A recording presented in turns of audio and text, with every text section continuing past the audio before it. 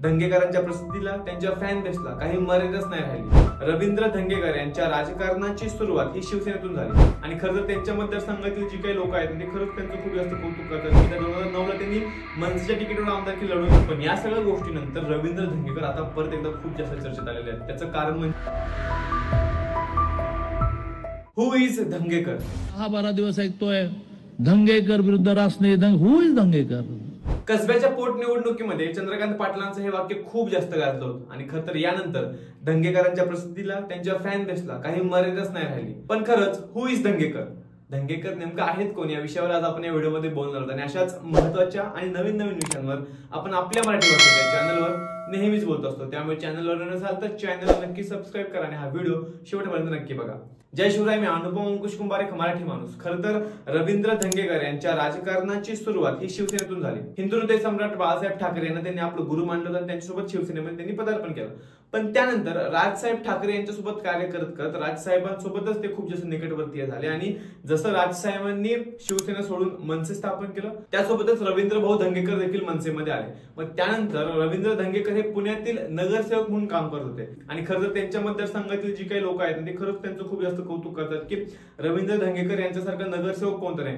आणि रवींद्र धंगेकर यांना प्रसिद्धी कुठून भेटली माहिती का? कारण की ते एक सामान्य नागरिक म्हणून स्वतःला पोर्ट्रे करत होते लोकांसमोर की मी किती सामान्य माणूस आहे। त्यांनी काय केलं, स्कूटरवरनं फिरून आपला प्रचार केला, लोकांच्या घराघरात जाऊन आपल्याबद्दल माहिती दिली आणि त्यानंतर 2017 ला त्यांना एक वेगळं वळण भेटलं।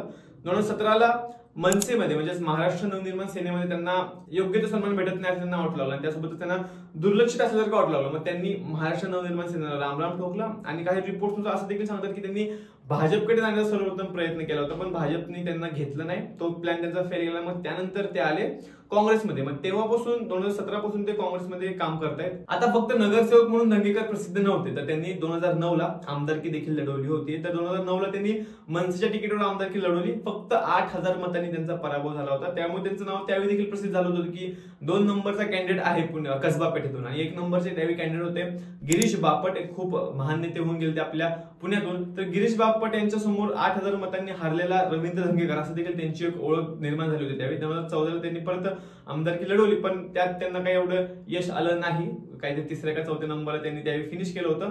आणि त्यानंतर जी पोटनिवडणूक झाली त्यावेळी त्यांनी काँग्रेसकडून लढा दिला आणि त्या पोटनिवडणुकीमध्ये काँग्रेसला एक खूप चांगला घवघवीत यश तिथून मिळालं, खूप चांगला उमेदवार तिथून मिळाला। कारण की कसब्यामध्ये कसबा हा संपूर्ण विधानसभेचा जो काही मतदारसंघ आहे त्याला भाजपचा बालेकिल्ला मानला जातो आणि अशा भाजपच्या बालेकिल्ल्यात रवींद्र धंगेकर रासनेंच्या विरोधात 11000 मतांनी निवडून येतात आणि याचा गाजावाजा संपूर्ण महाराष्ट्रामध्ये होतो। कारण की संपूर्ण महाराष्ट्रामध्ये जिथे भाजपची लाट चालू होती, जिथे शिंदेची लाट चालू होती, अशा परिस्थितीमध्ये कोणतरी एक सामान्य नगरसेवक पुढे उभे राहतो आणि तो 11000 मतांनी भाजपच्या एका उमेदवाराला पराभूत करतो, हे खरंच खूप जास्त आश्चर्यचकित देखील होतं महाराष्ट्राला। आणि त्याच्या आधी जे काही कॅम्पेन्स झाले होते महाराष्ट्रामध्ये, म्हणजे अगदी ते चंद्रकांत पाटलांचं हु इज धंगेकर हे वाक्य खरंच खूप जास्त फेमस झालं होतं। त्यानंतर ज्यावेळी धंगेकर निवडून आले त्यावेळी त्यांनी देखील त्याला उत्तर दिलं की समजलं असं हु इज धंगेकर। पण या सगळ्या गोष्टीनंतर रवींद्र धंगेकर आता परत एकदा खूप जास्त चर्चेत आलेले आहेत। त्याचं कारण म्हणजे अर्थातच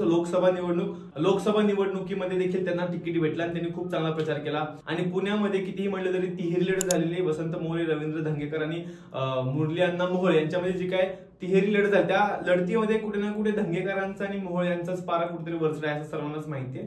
मग अशा परिस्थितीमध्ये नगरसेवक ते लगेच आताच मागच्या वर्षी ते झाले आमदार आणि लगेच या वर्षी अगदी लोकसभेचं तिकीट भेटून खासदारांची शक्यता ते बाळगतायत।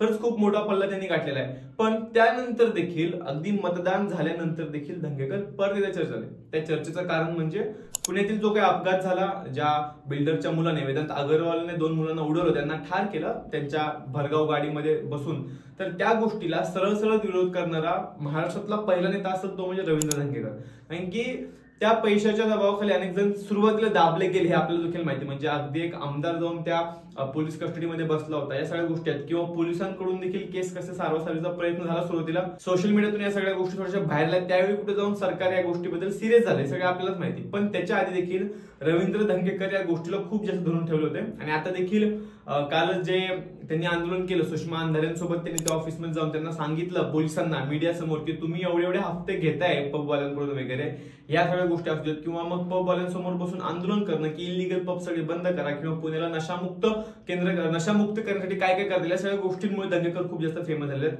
इतकंच काय तर महाराष्ट्रातील मोठे मोठे नेत्यांवर सरळ सरळ आरोप करण्याचा कॉन्फिडन्स देखील आता दंगेकरांकडे आलेला आहे. म्हणजे ते काय जे मुश्रीफ आहेत त्यांना सरळ सरळ म्हणले की तुमच्या आशीर्वादाने ते ससून रुग्णालयातील 2 डॉक्टर काम करतोय आणि त्यांनीच ते ब्लड सॅम्पल वगैरे हलवले.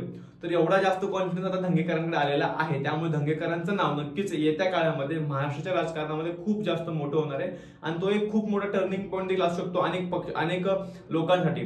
कदाचित दंगेकर हे काँग्रेसचे पुढचे स्टार प्रचारक असतील आणि कदाचित दंगेकर यांना आधी अनेक आजूबाजूच्या पार्टी देखील अप्रोच करत असेल की एवढा चांगला नेता आमच्या पक्षामध्येच असला पाहिजे.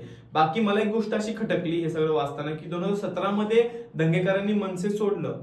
काय चाललंय मनसेमध्ये? मनसेसारखा म्हणजे मला या पक्षाकडून खूप जास्त अपेक्षा आहेत, राज ठाकरेंकडून खूप जास्त अपेक्षा आहेत. मग अशा या पक्षामध्ये रवींद्र धंगेकर सारखा माणूस सोडून जातो, अशा या पक्षातला वसंत मोरे सारखा माणूस पक्ष सोडून जातो, जे 2 व्यक्ती आता लोकसभेच्या निवडणुकीमध्ये उतरलेत आणि त्या दोन्ही व्यक्तींना खूप चांगलं भरघोस मतदान पडलेलं आहे. कदाचित हीच 2 व्यक्ती एकत्र असल्या तर मनसेचा यावेळी फायदा नसता झाला का? या सगळ्या गोष्टी मनसेने विचारात घेतल्या पाहिजेत.